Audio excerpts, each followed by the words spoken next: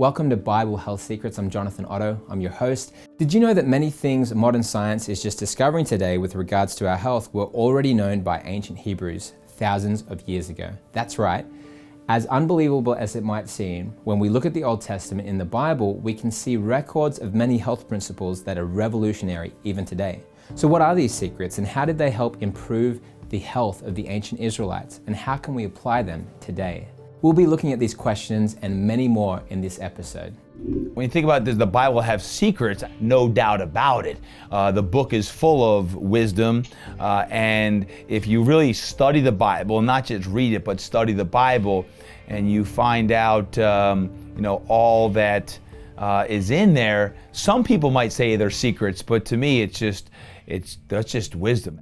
Well, I learned about biblical health in my own life because I was deathly ill with Crohn's disease and tried every conventional and natural cure possible, was left really to die. And I met a man when I was 19, actually I was 20 at the time, and he told me that I could be well if I followed a health plan based on the Bible. And he said, listen, I was in Florida, he said, you come to California, you'll go from a wheelchair to working out on the beach in 3 months. And so I literally left everything and had the faith to go across the country in a wheelchair. And I lived with a man I'd never met, learning principles I'd never heard before. But this wasn't a biblical diet like others have followed, which is really more of what they would call a Genesis diet. This was really about consuming foods that God's people had for thousands of years. It's what you can point a gun to your head and you can pull the trigger and that's a really quick death. Yes. Or you can do it really slowly with what you eat. So is it fair to say that Christians right now are unknowingly committing suicide by their lifestyle habits? Yeah. There's no other way around it. I don't want to say that, but there's no other way to say it if we know quantifiably that food can affect the course of our life. Obviously, food makes a difference. But isn't it interesting that the vast majority of the Christian world will say, well, look, God has saved us. Yes. He's given us freedom. Let's eat what we choose, instead of realizing that we were saved to be free with our choices, not to be bound by disease. Yes. God wants us to live free because we're being set free. Yes. I'm on a mission to helping people experience the abundant life. 15 years ago, I became a Christian, and I was absolutely sick. I was addicted to narcotics, alcohol, nicotine, caffeine. I was a wreck. I battled with suicide, ideation, depression, and when I had my spiritual transformation, I realized the importance that, my body is the temple of the Holy Spirit, and I started on a journey. It's been now a 15-year journey of learning all about biblical health. I think we'll ultimately find out that there's probably not a dot in Scripture that's probably untrue. The reality is when we see these commandments in the ancient Scriptures, I think they're really speaking to the reality of your body is supposed to be interacting with this huge ecosystem in a very predictable fashion for health, and if you deviate from that, you're going to get unhealth in your body. It's interesting that several times in Scripture, people are tested upon food. We see it in the Old Testament. We see Jacob and Esau. We see that one of these brothers is, Esau is hungry and he wants some food, and he's been out hunting and maybe he didn't catch anything that day or kill anything that day, but he comes home and he says to his brother Jacob, he says, "Please give me your food," and he says, "All right, you trade something for me." And so he gave up his future benefit for the food that he was eating. Meaning he would have gained more benefit to his future life. He would have been giving a blessing and a birthright from his parents because he was the older son. But for his food, he sacrificed the future. And sometimes we do the same thing today. We think, no, I'm not willing to change the way that I eat. But it's interesting, throughout Scripture, people were tested by food. I think of the book of Job. Job 23, verse 11, 10 and 11, where Job says, "My foot has held his steps, his way have I kept and not declined, neither have I gone back on the commandment of his lips." Then he says these words, this is fascinating. Job says, "I have esteemed the words of his mouth more than my necessary food."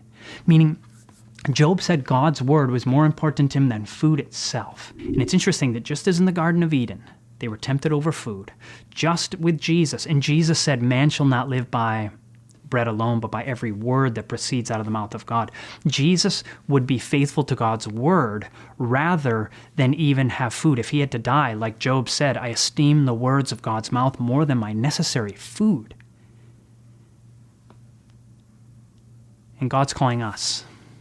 He doesn't force us, but he gives us the choice. And if we try some of the health principles that he's given to us, we begin to benefit and find the blessings that he wants to bestow upon us. I want those blessings. If he's willing to give them, and all I have to do is just try it.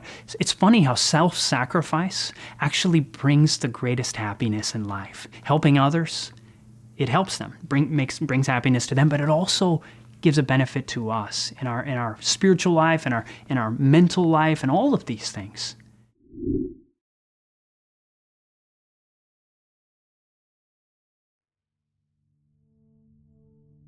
Before we look at the ancient Israelites and the incredible secrets that kept them healthy, let's look at how other ancient people who didn't have access to God's secrets for health, or perhaps ignored blatantly God's warnings, let's see how their health fared.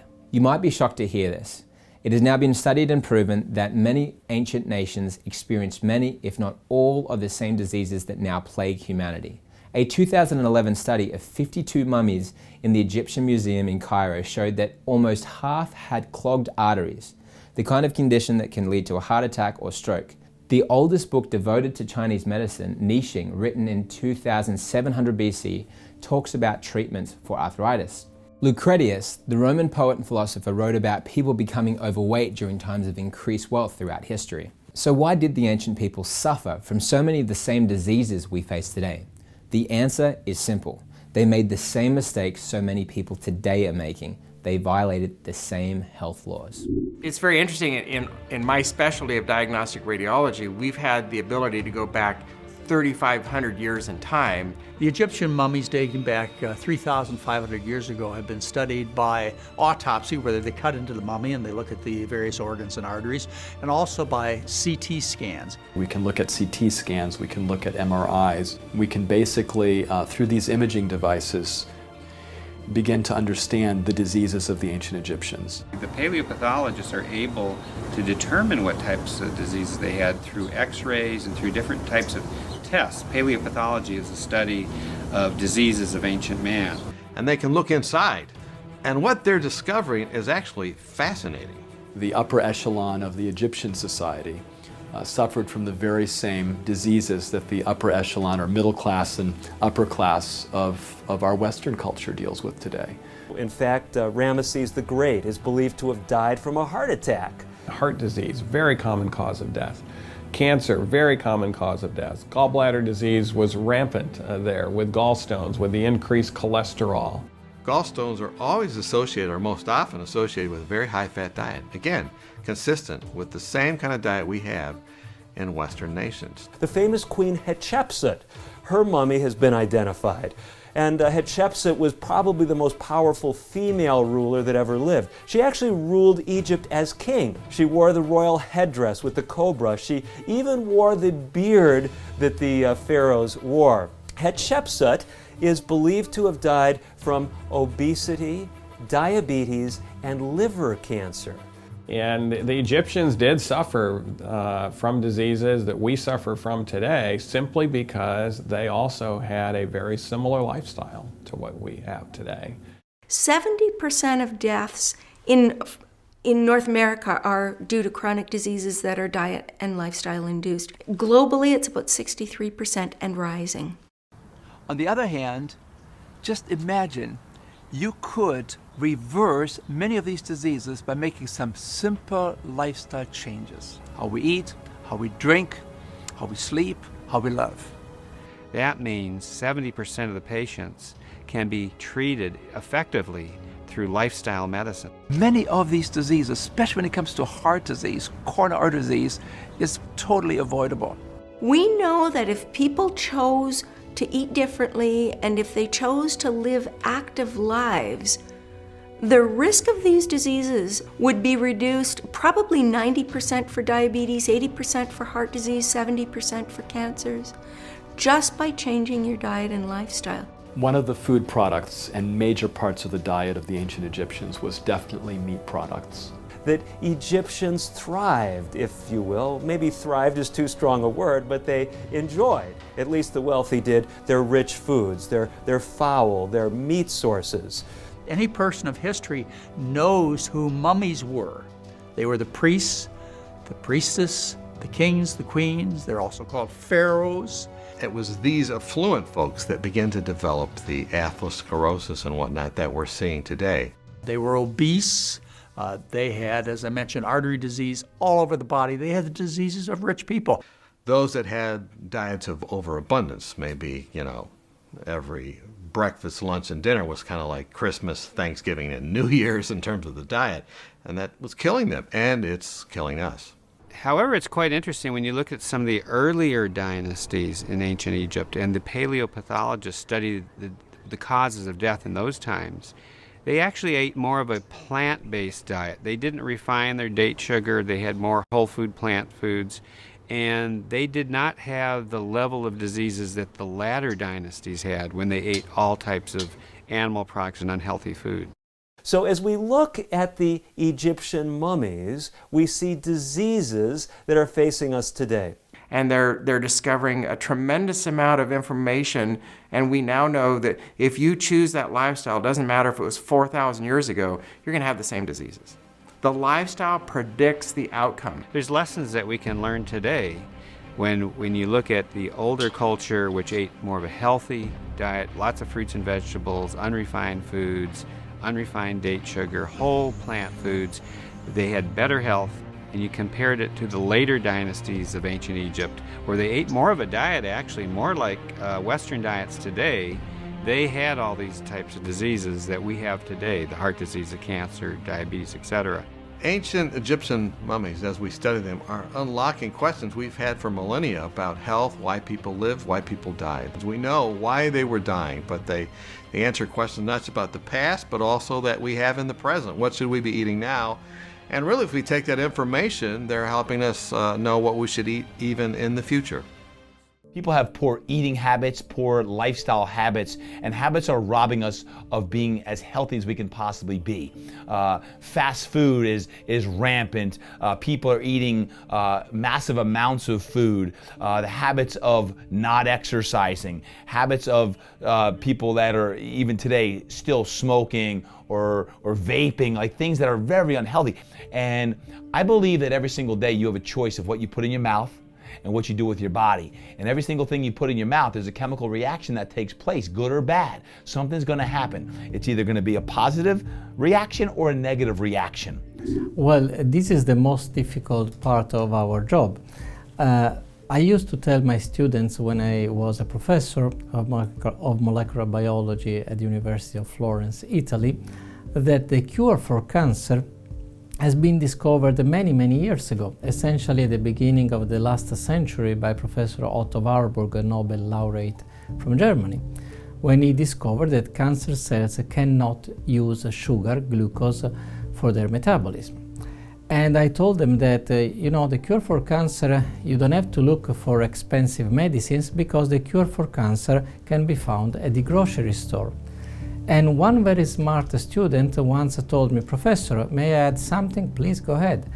If the cure for cancer can be found at any grocery store, also the cause for cancer can be found at any grocery store. And I say, you are absolutely smart. It is absolutely true.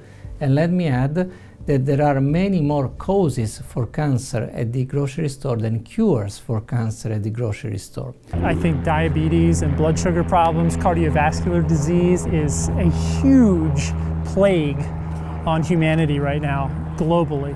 It's really driving healthcare costs through the roof. It's a major, major issue.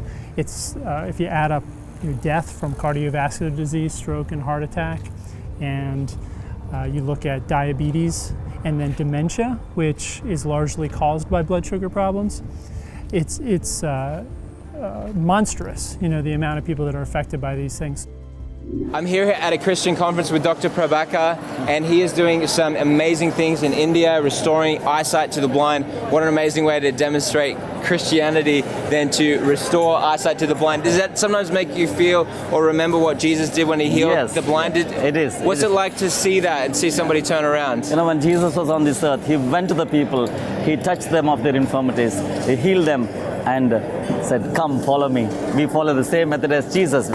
We go to the people where they are. We go into the interior parts of of the communities across India into the rural areas where there's no medical help, there's no health care, there are poverty-stricken individuals, and to those people we go into Hindu temples, Sikh temples and Muslim communities across the country where there's no health care, no help, and we go to them and bring these patients and give them the gift of sight. We perform a simple cataract surgery on these patients and give them the precious gift of sight. Not only we open the physical eyes of these blind people, but we do the opening the spiritual eyes of these blind people across India. Thank you, Dr. Prabhakar. And can you tell me physically, what is it that the problem that people have with their eyesight? How do you fix it? You know, India has 15 million blind people in India, and mostly 80% of them is treatable or correctable or preventable. And if only these patients can be reached and just brought them to the hospital, perform a simple cataract surgery within finishes in 2 minutes, less than 2 minutes, so they can see again. It's an amazing experience to see these patients who's getting their vision restored. It's these patients, they come blind, they cannot see, they cannot eat food, they have no, they cannot walk, they don't know where to, they cannot go to the bathroom, they're totally dependent. But once this simple 1 minute cataract surgery is performed, they can see their brightness, their life is brightened. Yes. Now, how much does it cost for that surgery? It costs about $75. It's less than a cell phone bill, a monthly cell phone bill. It covers the food, transportation, accommodation for the patients, keeping them with us for 3 days, operations, lens cost, medications, post-operative care. It covers a wide range of medical care activities just for $75. Wow, that's amazing. And so now tell me, when it comes to this experience, once somebody has had their eyesight restored, are they open to receiving the truth about Jesus? Jesus? You know, after surgery is done, these patients stay with us for 3 days, during which time we pray with these patients. Some of them get a Bible. It's amazing to know that they have never heard about Jesus in their lives before. Once they come to us, they get they receive the love of Jesus, and they also hear the word of Jesus and experience His love and kindness. It's such an amazing thing to see these patients hear about Jesus. What is it that motivates you to do this? Oh, the very fact that these patients are able to see again, their life is totally transformed and changed. They can live an independent life, and above all, they see Jesus following surgery. Right. That makes us excited. Yeah. Do you do this for the money? No, this is it's just to serve the people. Yeah. This is we're just working in a mission hospital in a remote place, and the most satisfying thing is to help these patients. How many surgeries do you do a day? I've done about more than 120,000 surgeries in all my life. And how many do you do in a day? I do about 200 to 300 surgeries. On a highest day, I've done about 465 in one day. Wow. Yeah. And so in the course of 5 days or a week? There were times we've done about 2,500 surgeries just in 1 week. Wow. 2,500. But sometimes we do about 200, 250. And I see here, so for $2,400, yes. 32 people can receive their eyesight. Yes. And that's total transformation. That's not lies, that's truth, yeah? Yes, exactly. $75 for one person. One patient, so with about $10,000, yes. Over 120 people will receive their eyesight. Yeah. Incredible. Well, thank you so much. Thank you. And what's your appeal to the person watching that is considering supporting? You can look at this camera here. Thank you for listening to what we have said, and we believe that you'll be inspired to help these poor patients across India who can receive the precious gift of sight. Thank you for the gift of sight. Wonderful. And so now with Bible Health Secrets, we are pledging to give to your charity. We will. And thank you very much. And so with the support of the people that are watching this documentary, that make the decision to own the documentary, we will be supporting with a portion of our proceeds, a large portion of our proceeds, to charities, including Praise the Lord. your Praise charity. We thank you for that. We thank you. Amen. Thank you. So when the person that's watching this right now makes that decision to support our organization, they're able to make a difference. I for thank your God for organization, you, your and people. thank God for the precious gift of sight that you're willing to give to the people of India. Thank you. So let's take a look at a few examples where the information given to the ancient Israelites has been proven to be beneficial by modern medicine. The first is the spread of infectious diseases. Now, it's important to remember that all the Old Testament was written before there were vaccines, before there was a germ theory, before quarantine. And yet, long before any of these things were discovered, God gave specific instructions to the ancient Israelites to stop the spread of disease. For example, in Leviticus 13:46, God says, "As long as they have disease, they remain unclean. They must live alone. They must live outside the camp." Knowing what we know today, this is a very effective way of stopping the spread of disease. Even when there was suspicion that a person had an infectious disease, there was a definite amount of days of quarantine required during the detection period, Leviticus 13:26-33. If the infection was eventually identified as a contagious disease, then his personal items were to be destroyed with fire, Leviticus 13:55, and even his house was torn down and taken outside of the camp, Leviticus 14:45. All of these procedures have since been proven by modern medicine to be the best ways to deal with the spread of disease.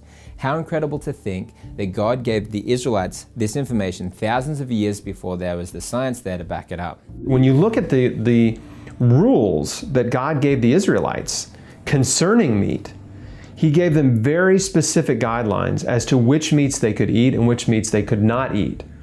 And basically they were not allowed to eat scavengers or carnivores. They were only allowed to eat herbivores.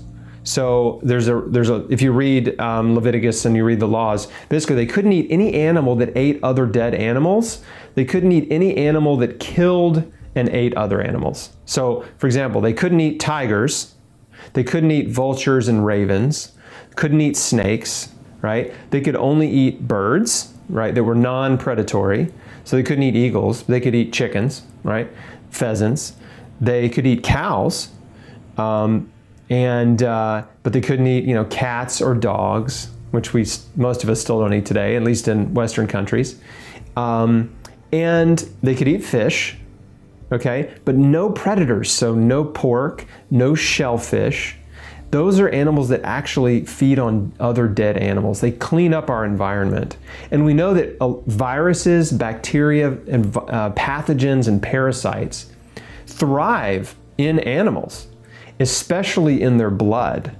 And that's why the Israelites were commanded to never eat blood. And we know today there's a thing called kosher. And kosher certification involves the removal of all of the blood from meat, right? So there's a process where they are washing and salting the meat to remove the blood before they sell it, and that gives it, the kosher label. And there's other steps involved, like being blessed by a rabbi and things. But the point is, blood harbors bacteria, viruses, parasites, and pathogens. And God forbid His chosen people, the Israelites, from eating scavengers and eating blood. Not because He wanted to make up some weird arbitrary rule or law for them to follow. It's because He wanted them to be the healthiest people on earth, right? He wanted His chosen people to be healthy and to thrive. And interestingly, that don't eat blood is even mentioned in the New Testament. Don't eat, an animal that's been strangled, and don't eat blood. But yet we eat bloody steaks all the time, don't we? And again, it's not a spiritual thing. We're just talking about health right now. Just the health consequences of eating blood. It's not good. It's not good at all. So, I personally, I don't eat scavengers, and I avoid, if I had my perfect scenario, it would be, organically raised kosher meat or wild caught fish. But again, no one's having this conversation about eating blood. And yet it's right there in the Bible, Old Testament and New Testament. Faith is the universal biblical healing principle. The food part and understanding that God did have a perfect plan for us, that He did create certain things as food and others as filth, that's important. And understanding that God wants us to eat real food and food in a form that He created, that's important too. But faith's the key. And if someone's watching and they have been diagnosed with cancer, they've been diagnosed with lupus, they've been diagnosed with allergies, or the kid has autism, you have got to have faith. You've got to live it. You got to speak it. That needs to be your food. Jesus used to talk about, I have food that none of you know about. And I believe that is faith. That is the relationship with God. So biblical eating is great. but faith is what feeds and fuels your healing. I've even read that the bubonic plague could have been avoided if they just had followed the basically Judeo rules. Oh, I'm so glad you said that. Yeah, what have you found? Because you look at essential oils and the common, well, this is the prototypical one, is thieves oil. Thieves oil is developed by a very large essential oil company, and it has cinnamon, it has rosemary, it has eucalyptus, it has lemon, and these are oils that have been shown, according to tradition, that they use to help plagues. That is unbelievable what we're looking at. These oils today have been shown to combat the flu virus. These oils today have been shown to bring a lot of healing and disease. So when we look at plagues, when we look at how to stop infection, natural solutions work. And again, we go back to essential oil-based products that God incorporated into the Levitical priesthood as their ritual. Well, little did they know that they're keeping house clean. So yeah, I can't prove it, but we got to remember, before antibiotics came out, they were using thyme and oregano and lavender and other oils as combat medicine to help prevent gangrene, to sterilize equipment. So what do you think happened before drugs came about? People were using natural solutions, primarily when it comes to infection, essential oil-based stuff. It was unbelievable. Incredibly, the Jews of Europe did follow these principles from the Old Testament and were the least affected by the Black Plague. Some historians tell us that because the Jews were the least afflicted, others assume that the Jews controlled and caused the plague. This resulted in the persecution of Jews in the 14th century. So clearly it was very obvious to everyone at that time that the impact of the disease was far, far less amongst the Jews. Unbelievable. Even in the 14th century, some 3,000 years after these instructions were given to Moses, they were still revolutionary and saved the Jews from so much pain and suffering that was being endured by everyone around them. So then the logical question is, what other health principles does the Old Testament teach? And are there things that are still ahead of modern medicine today? Let's take a look. Now, I do want to add, I do believe that God is the creator of all mankind. I do believe that God is concerned and cares for all mankind, and his instructions and his teachings are for absolutely everyone. Now, so then why is it in the Bible? Why did some people suffer and not know the truths, and why was it given to this group of people? The answer is simple. The group of people that it was given to, so going back through ancient Hebrew culture and the formation of the scriptures, as each book was written during different times and compiled together to create like the Old Testament and then finally to be canonized as the Bible. But the whole purpose of this entire movement was to be a beacon of light to the entire world, and that's exactly what it's designed to be today. So the Bible is not just for people that were born into like a Christian faith or for the Old Testament or just into a Jewish faith. This is designed for absolutely everybody, and especially now when it comes to disease, these principles are supposed to be shared far and wide. So I just want to make that clear. God's principles are for humanity, not for a specific group of people. They are for people to disseminate and to share. Light and gifts, the gifts of God are given freely to all. From the time I was 75 until I was 95, I assisted cardiac surgeons in the Los Angeles area. And I quit assisting in cardiac surgery because I wanted to quit while I was still able to make that decision. In other words, my problems of my advanced years would not make me quit. But the fact is, I could do cardiac surgery today. They actually have a higher quality of life, and if they follow the health principles that they know of, they will live on average 15 years longer than people living next door to them. Well, they're the most likely to reach the age of 100 and reach it with a health of mind that's still there, and still be able to do a lot of things. And we're finding that when people embrace this, regardless of ethnicity, genetic background, we're finding longevity, more years, and more life in the years. Those that have a belief system and carry out that belief system in their life when it's based on faith of the Bible actually live longer. They actually have a higher quality of life.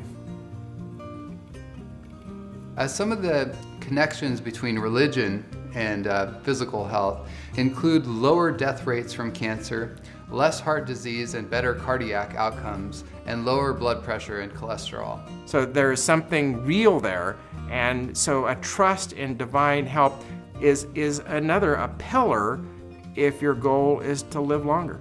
Yes, but after I do safari, what do I do? And it's amazing to look at the connections between spirituality and mental health. I think for an individual to be, let us say, at peace with himself and with God is very beneficial. It's not about living to be 100. It's about living to be 100 in good health. Nobody wants to live in pain and agony and not being able to do anything. I have no aches or pains or deficits of any kind. On biblical health, in the Bible, in the book of Leviticus, it talks about clean and unclean foods. Does this have any bearing today? Do some of these foods that were listed as unclean have negative impacts on health? For sure, it's so interesting, and I think, we obviously, I think we'll ultimately find out that there's probably not a dot in Scripture that's probably untrue. We can certainly twist things in Scripture through religious practice and all kinds of things to be damaging and untrue and fuel fear and guilt instead of love and joy. But the reality is when we see these commandments in the ancient Scriptures, I think they're really speaking to the reality of your body is supposed to be interacting with this huge ecosystem in a very predictable fashion for health. And if you deviate from that, you're going to get unhealth in your body. There's a lot of talk in Christians scriptures as well as other religions that the cloven hoof, everything from the cow to the pork or the pig, are going to carry a higher toxin load or have a negative effect on human health. And we know now that parasites, there's specific parasites that really need that specific hoof, that cloven hoof, to get up into the digestive tract and into the human food chain through those cloven hooves.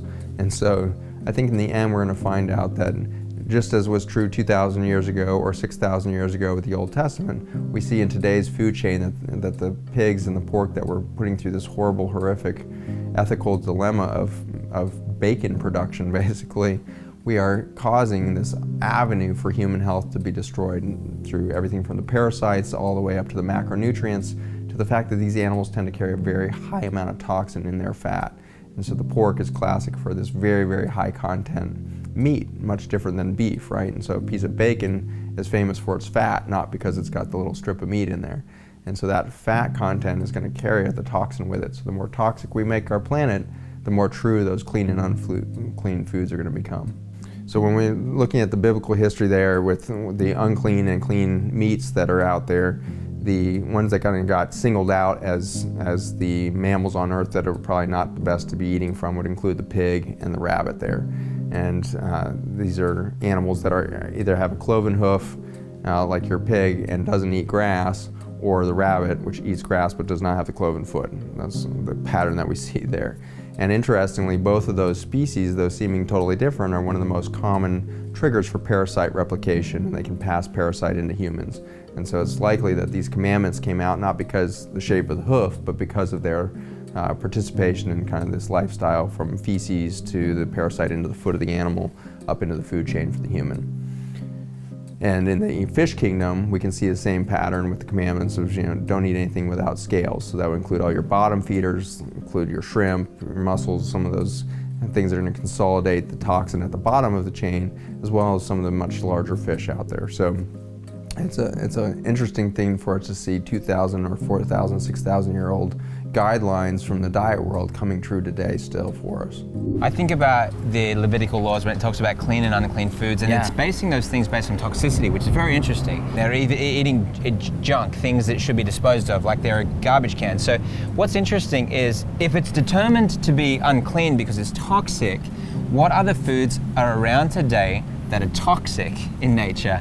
And then wouldn't that spiritually fall under the same category? One of those things may be foods that are heavy laden with pesticides and herbicides and genetically modified GMOs. foods. because they have a toxic impact on the body. Yeah. And even if it's, and you know, one thing I want to be cautious of, using the phraseology clean and unclean, I found turns off a lot of Christians because they're like, we're free from the Levitical law. Okay. So I would say life-giving, non-life-giving. And this is where it comes down to the reality of everything that we're talking about. God is a God of life. And if we're children of God, if we're children of life, we should be focusing on life-giving foods, life-giving thoughts, life-giving activities. We do not want to partake in death on any level. So, you know, to me, it's a matter of life and death. God is a God of life. He's not a God of death. Where we know that Satan, he's the father of all lies. He's the one who instilled Adam and Eve to disobey. He's the one who brought death into the world. And so for us, I find that Christians, there's an immune response that gets triggered in them when you say clean and unclean. It's like, oh, we're not part of the Levitical law anymore. We don't need to eat kosher. We don't need to eat clean. Okay, let's talk a different way then. It has nothing to do with clean or unclean. It has to do with life or it has to do with death. Yeah. What are we doing? If we're children of God, then we're children of life. If we're children of God, we're children of light. So we should be making godly, life-giving decisions. So everything we do, think, act, say, the way that we spend our money, how we raise our kids, should produce what God produced, which is life. And so everything, whether it's a GMO, whether it is a herbicide, whether it's an unnecessary pharmaceutical, we need to keep this in mind because we know as children of God, we're supposed to walk as our Father did because that lets the world know that we're different. We're called to be set apart, we're called to be consecrated, and we're called to be the chosen ones, to reveal His glory to us. How do we do that? Choosing life. It's about choosing life. Another interesting aspect that most people don't think about is that the majority of the Old Testament events took place in the Mediterranean area in Europe today. And one of the most compelling evidences for the difference following God's principles can make is the increased vitality, longevity, and disease avoidance that we see even today in those who follow what we term as the Mediterranean diet, a remnant of the influence of God in that part of the world. That's why I'm quite clear on my message. A colourful diet that's focused around Mediterranean principles is something that's probably best for most people. Tell me about Mediterranean principles.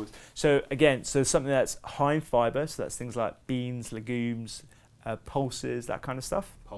Pulses, yeah. So lentils, the different types of pulse that you get, like broad beans, for example, or fava, garbanzo, those sorts of things. And the other thing with the Mediterranean diet is colourful fruits and vegetables, so things like carrots and purple sprouted broccoli and beets and yellow peppers and stuff like that.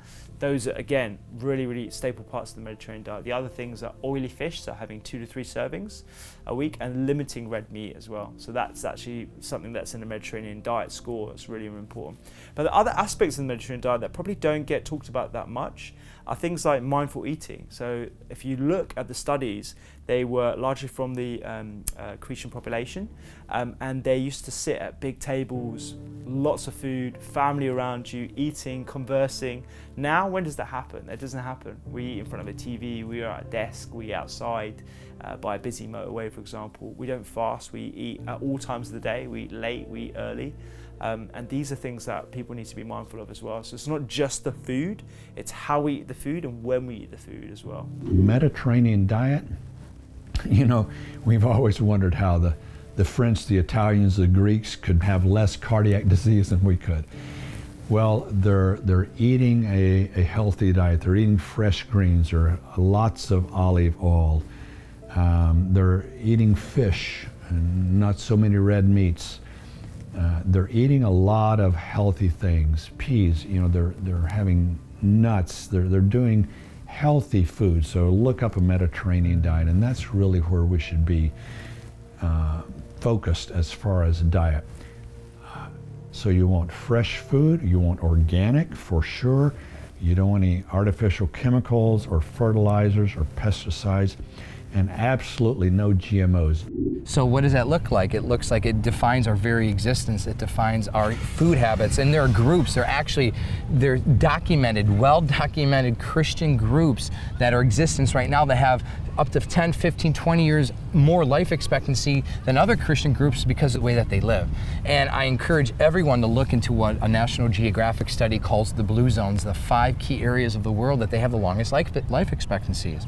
And it's wild when you think of it. And there's a group in America that's alive and well amongst the McDonald's lifestyle, amongst the stress and anxiety, and they're thriving. Why? Because they choose to live differently. And they choose to live in a way that honors God. Because my Bible still tells me in Genesis chapter 6 that I could live 120 years, let alone are the initial goal, the initial beauty of what God created was our life to be eternal. This body was really created to be eternal from the very beginning, but sin changed that. Well, I'll take 120 good years versus 50 years of sickness and death. And I want to just encourage everyone to start thinking about your life expectancy and what that could look like. Because I know far too many people, when they start getting older, their quality of life just diminishes. It's not even a life worth living. And that's not what this is about. I don't want people to live on medication and to be drugged up and to die a very miserable lifestyle. I don't want people to just exist. I don't want people just to live. And yeah, we could say, yeah, I live 90 years old, and we could have that change all the data. And yeah, life expectancies change. What's the quality of life? And that's the key. So when we look at longevity, when we look at life expectancy, I always go back to Caleb, who was 80 years old, who wanted to go to the promised land, to take his land at 80 years old. That wasn't too long ago, folks.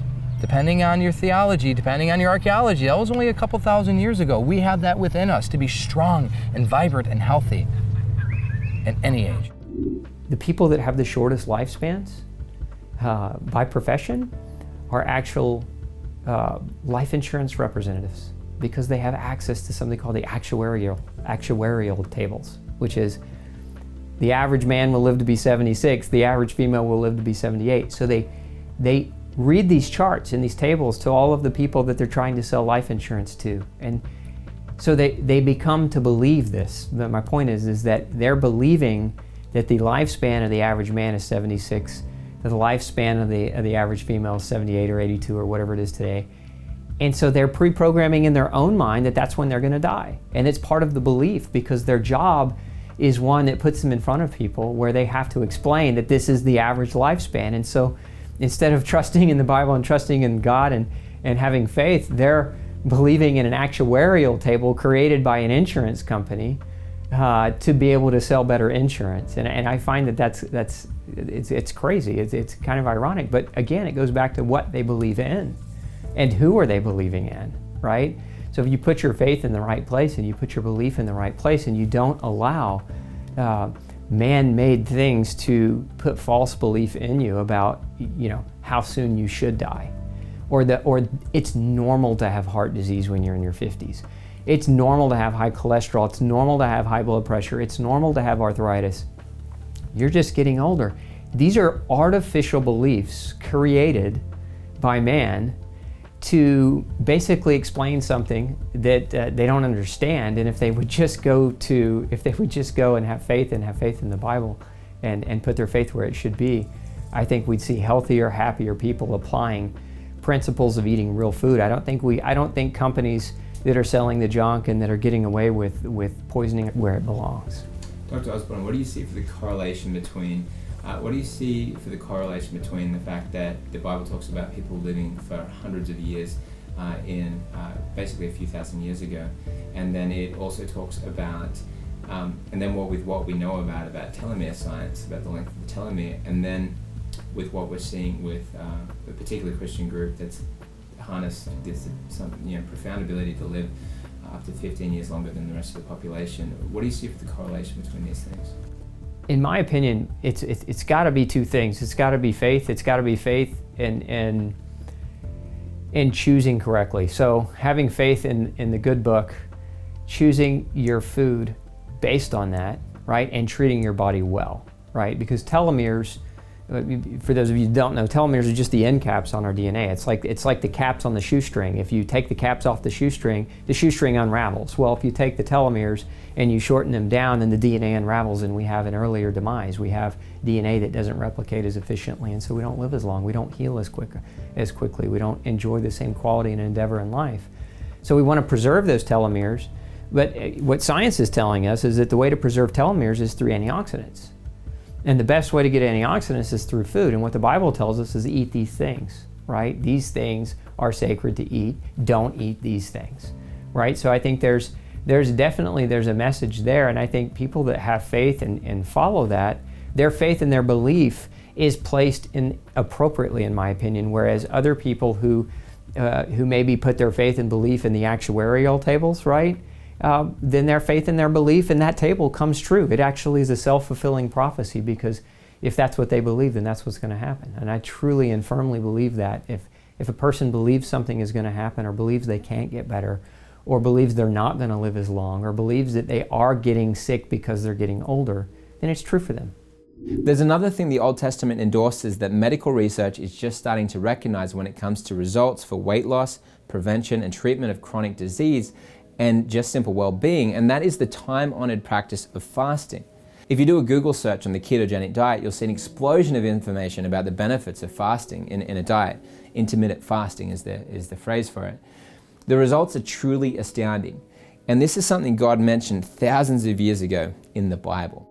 Jesus, when he came, he was, starving literally to death. When you're fasting, I've been told by a friend who fasted for 30 days straight, just a water fast, just drank water for 30 days, that what happens is after, 3-4 days, the hunger goes away totally.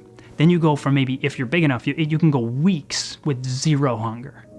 But then what ends up happening is you hit the second hunger, which could come, 3 weeks, 2 weeks, a month into it, and maybe even longer.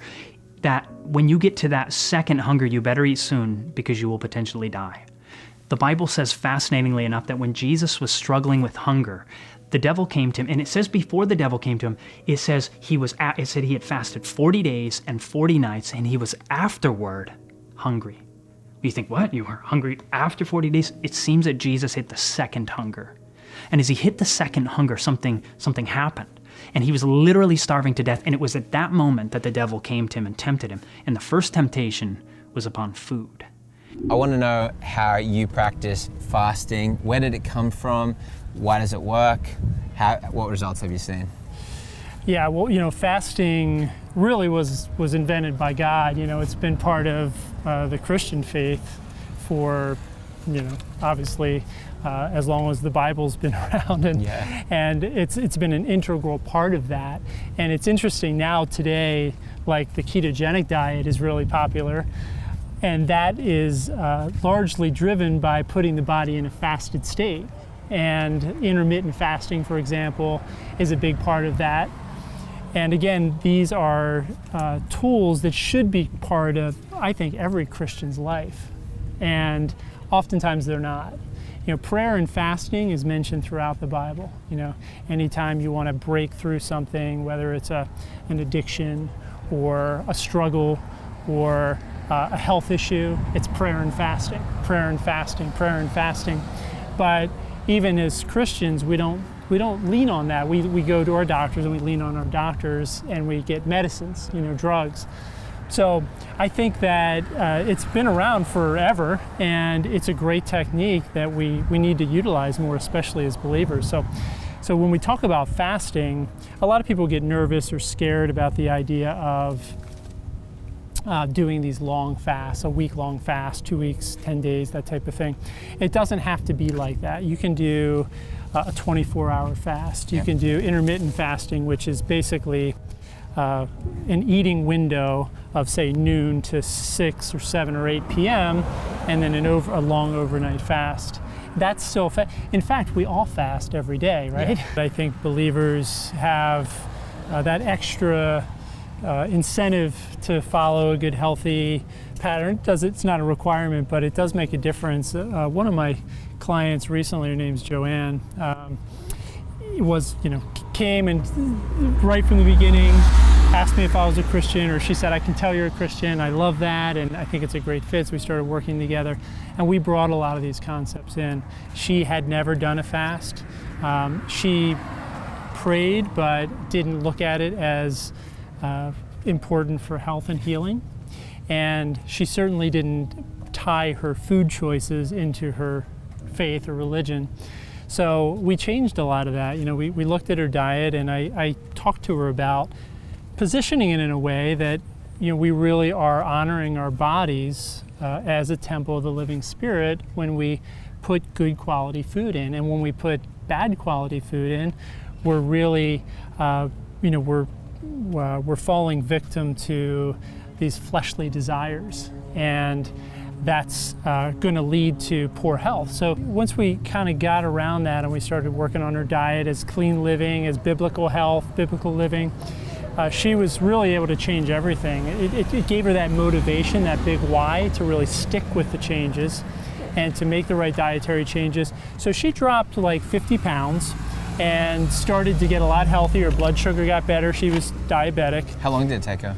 That didn't take her that long, about 90 days or so. Wow. Yeah, 50 pounds in 90 days. Yeah, she lost like 30 pounds in the first month. Wow. Yeah, really huge change. So that was all just making significant dietary changes and really honoring her body in a different way. Then we incorporated fasting because she still needed to lose like another 30, 40 pounds. So then we incorporated the fasting, and she loves it. She loves fasting. She's not miserable at all.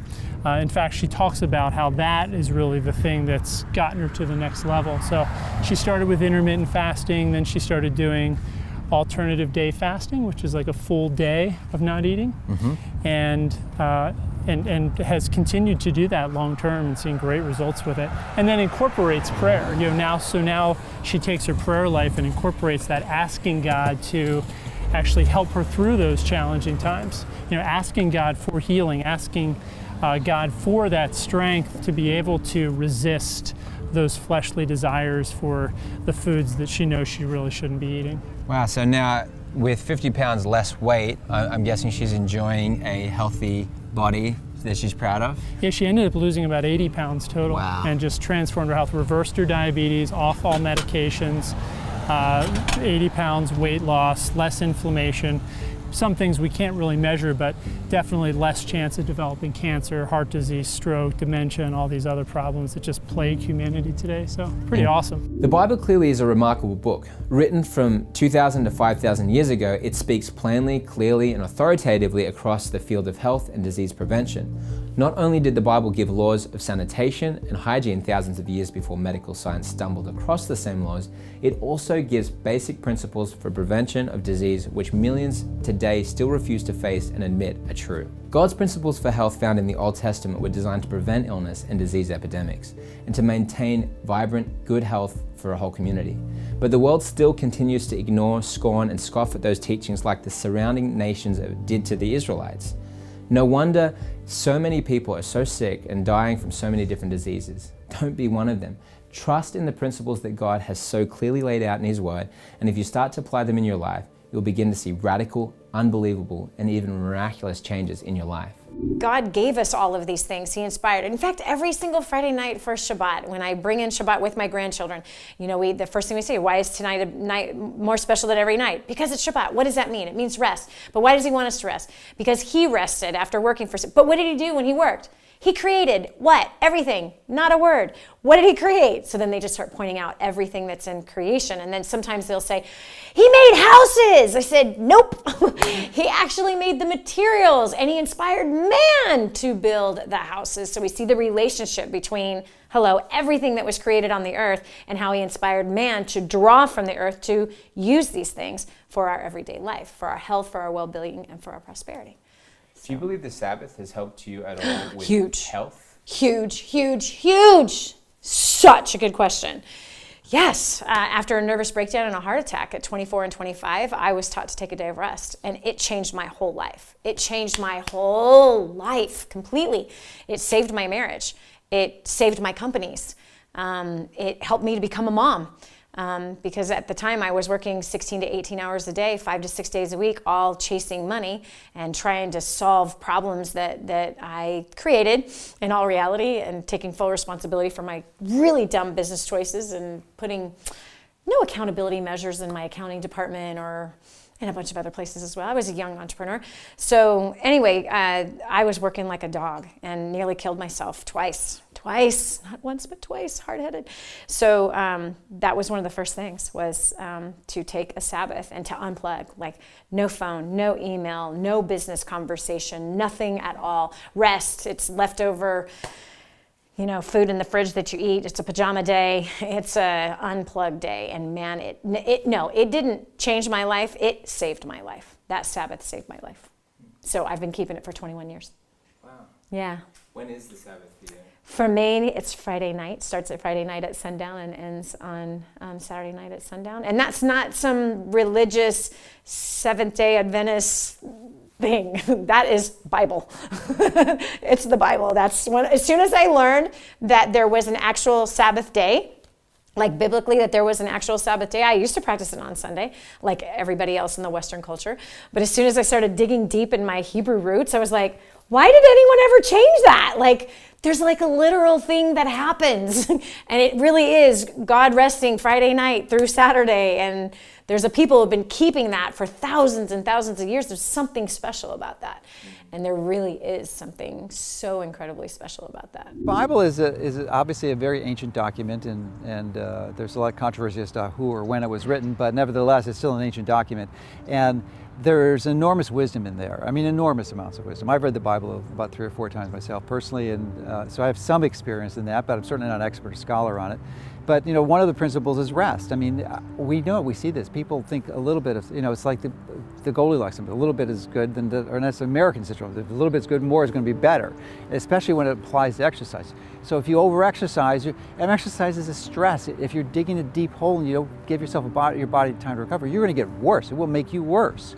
And it's, the Bible teaches the principle of resting on the Sabbath and taking a day off. And I personally have violated that many times for long periods in my life. And as a result, I've suffered health damage as a result of ignoring that principle.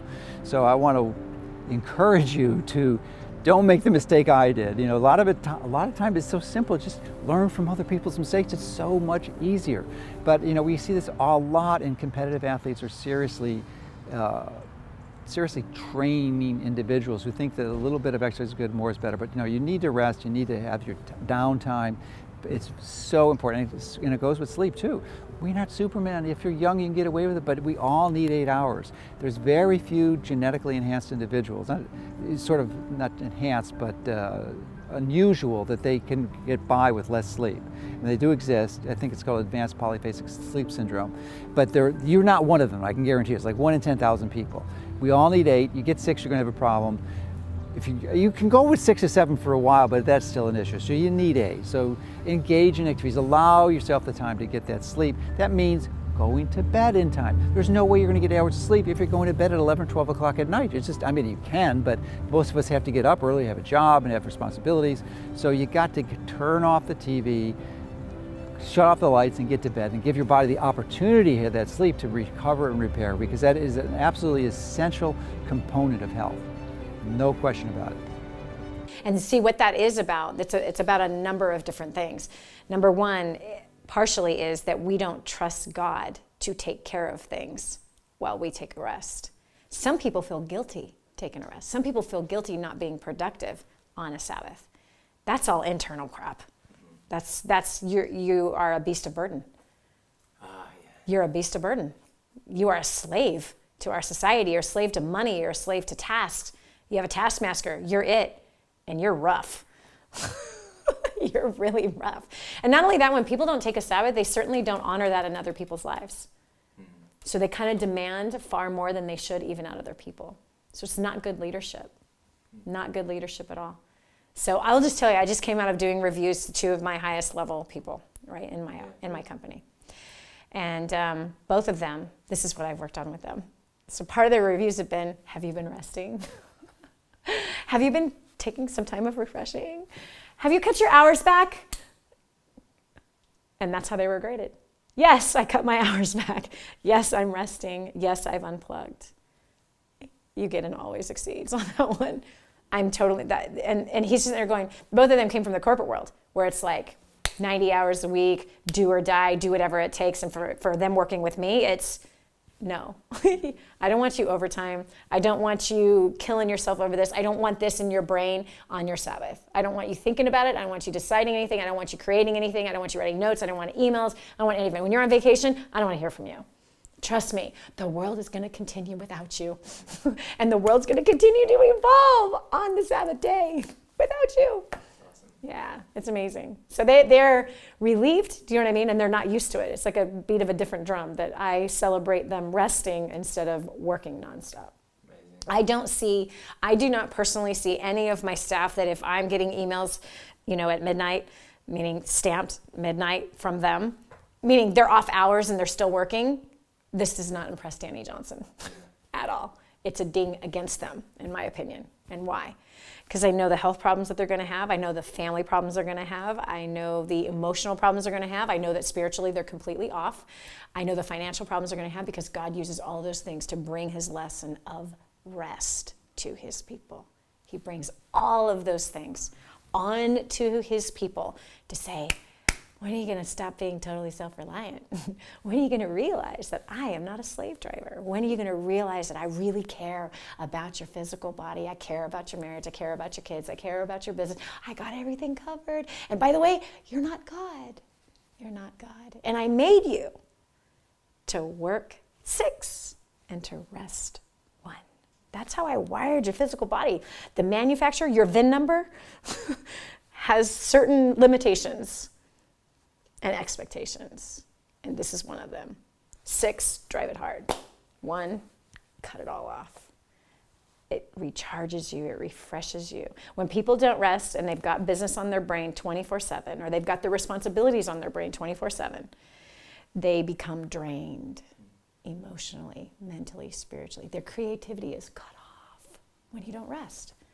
So, come unto me, all you who labor and are heavy laden, and I will give you rest. Yes, but see, a lot of one particular personality doesn't think they're heavy laden at all because they're a superhuman. And they can do all things through themselves, who strengthens themselves. So, but they do. Everyone comes to a place of that personality. It always catches up. Catches up in the marriage. It catches up with the kids. Then you got problems you got to solve. Yeah, in Exodus it talks about follow my laws, keep my commandments and my statutes and so forth. And then it says... Do you know that there's more in the Bible about Sabbath than there is about salvation? Huh. Mm-hmm. Wow. Yeah. There's so much about it. And it's interesting, and I think it's in Isaiah 60... You know that people died when they didn't keep it? Like as in they... Oh, yeah, like the... Yeah. Yeah. Mm-hmm. I mean, it's pretty intense. It's pretty big. There's something so important. Sacred. Yeah. It's set apart. It's holy. It's powerful. He knows how we're wired. He wired us. He knows us. And it literally says, I'm being rebellious against my maker. And I refuse to learn from him. I can take care of everything myself. That's not why he made us. He didn't make us to take care of everything. Amazing. He made us to walk with him, to commune with him, to live with him. We read in the Bible about people living to 700 and 800 years old, the Methuselah factor, and certainly other cultures there are people who were known to be quite ancient. I have zero doubt that in the next 20 years we will be able to get to people to 120. If you believe Dr. Gray and others, way beyond that. But there's no reason that we shouldn't be able to get to 120 with good cognition. So it's about taking action now. You need to become responsible for your own health care. You are responsible for your body, you're responsible for your brain. No one is as interested in your health as you are. Do not turn your health care over to your doctor, your spouse, or anyone else, because there is no one can do it for you. This is a self deal. You've got to take action yourself. You must do these things. You're going to choose what goes in your mouth. You're going to choose what you drink. You're going to choose to avoid sugar. You're going to choose to take these supplements. You're going to avoid unhealthy things from physicians, like CTs, like antibiotics, like artificial hormones, the things that the medical community does to us that are very unhealthy, cause aging, cause cancer. And so take action. You are responsible for your health care, and only you can do this. Ultimately, God wants us to be healthy. When you even really start looking at the early books of the Bible, God is giving commandments and recommendations on how to live, and not eating pork and shellfish, and eating foods that were clean, that He knew were healthier for us. So when it says in the Bible that we're to be a light to the world, God meant that in every way. It meant with our finances we need to be a light. It meant in our personal lives and relationships. It meant in our health. We should have glowing skin and look healthy, and for people to walk up and ask us, why do you look so good? And for us to say, it's the wisdom of God. And so really I believe that the Bible is one of the greatest books, if not the greatest book of health ever written. When it comes to even our physical health, it is absolutely an essential read there. And the Bible has so much wisdom. The Bible talks about essential oils. It referenced those more than 300 times. It talks about when you're sick to go to the priest and have them pray for you for healing and anoint your head with oil. So there was a spiritual aspect to health, there was a physical aspect of health, and ultimately the Bible teaches, and we know that in order to truly be healthy, you have to have both. A lot of people today as well are sick because they're emotionally stressed out. And one of the things that I've taught my patients for years is that when you're sick, look to Jesus. There are certain emotions we experience that actually cause disease in certain organs. This is something a lot of people don't know. If you're experiencing the emotion of fear, it actually causes sickness with your reproductive organs, your kidneys, and your bladder. So let's say, for instance, somebody has fear of failure. Their fear of letting down their spouse or their loved ones. That emotion of fear of not being able to get pregnant, that fear actually causes disease within the reproductive organs. We overcome fear by looking to Jesus, because it says in the Bible that, again, who shall we fear? What shall we fear when God is on our side? If somebody's struggling with liver issues, that's due to impatience, frustration, and anger. And we know that we get angry and frustrated when we try and take control ourselves. Well, ultimately, once we realize and reflect and meditate on the Bible and realize we're not in control, that ultimately that we give those things to God, and that helps heal liver sickness, gallbladder issues, lymphatic system issues. A few others as an example would be if somebody is struggling with any type of, let's say somebody's struggling with any type of immune issue, autoimmune disease, chronic colds and flus, any type of immune issue. Those issues are connected to the colon and the lungs, and the emotions of depression and grief and sadness affect those organs. This is why often people that are caretakers, or somebody that has been divorced or lost a loved one in their life, maybe someone that's dear to them, they tend to start to get depressed and have grief. That actually affects the immune system, the digestion, the lungs, can cause illness over time. So ultimately, no matter what anyone's struggling with, their first line of defense, their first line of medicine should be turning to the great physician, Jesus Christ, reflecting on what He did for us. He died for us, and reflecting on that in order to heal the body both physically and spiritually. Thank you so much for joining us in this episode today. I'm so excited about the things we're about to learn in the upcoming episode. You're going to learn about autoimmune disease and various different types of diseases that you can combat using biblical principles, that you can prevent using biblical principles. And so even for this broad spectrum of autoimmunity, the Bible does have answers. So you're going to be really excited to see what we're about to explore in this upcoming episode. I just want to let you know, if you've enjoyed this series, if it's brought you peace, if it's brought you happiness, if it's just instilled hope in your life, that I hope that you'll take this resource with you so you can continue to rewatch it and explore the elements of the episodes that you want to rewatch, and read through the transcripts, as you can get that if you make the decision to own the series. And owning the series allows you to support our mission, which helps us to keep going in the world, getting information, truth to the world to help bless and to save lives, and just to be an amazing witness. So your help helps us to continue that mission, that message. And also it allows us to continue to give back to charities for people that can't help themselves, people that are undergoing tremendous suffering around the world, and you can learn more about that But when you own this series, you're able to delve into the extended interviews of all of the experts and learn directly from their wisdom, their hard-won wisdom, things that were not shown in the series because we could only fit into episodes. So you could see like 90% of the content inside of that section of the full extended interviews, and check out your favorite speakers and delve in, read along with the transcript so you can see exactly what's happening there. We've got the guidebook and notes and scriptural references guide, and that allows you to really track along and see that step-by-step process so you can work on identifying the areas in your own life that need help, and also how to commit certain areas of your life to prayer. And we've got all these resources set up for you to go through step by step so you don't feel lost, so you don't feel overwhelmed, so you don't feel confused.